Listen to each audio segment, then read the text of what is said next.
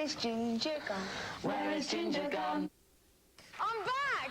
Right, for those who don't recognise me, I know I used to look like a drag queen. I think the whole Ginger thing, you know, I think I became a caricature of my own self, and I think the pinnacle of that was at the previous MTV Awards when I was in that American flag thing. But actually, Ginger was a part of me, and you know, and I think it's good to have a sense of humour about it. You have to have a sense of humour wearing some of the outfits that I wore.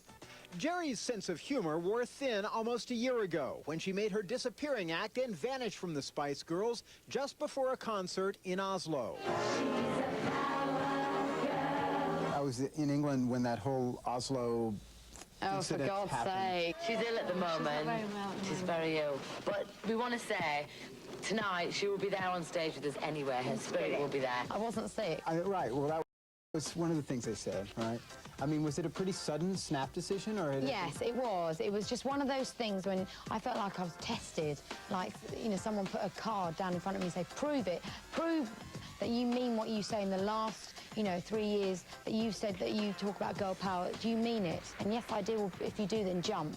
And so I had to jump. I had no choice.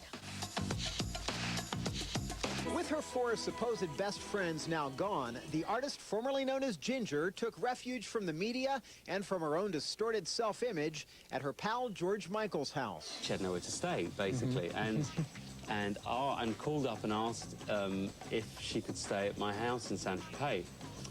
And I said, fine, yeah, come stay as long as you want. And it just ended up that she just didn't go home for months. Not a bad place to turn to, since it was only a few years ago that George himself had to shed some celebrity skin to move ahead with his career. When I left the Spice Girls, I really didn't know what I was going to do. I wanted to be the antithesis of that. I needed to get my feet back on the ground, you know, so to speak, take those platform shoes off and get grounded. I was absolutely frightened, but I had to do it. Yeah. I didn't know I was going to, you know, pursue this solo career business.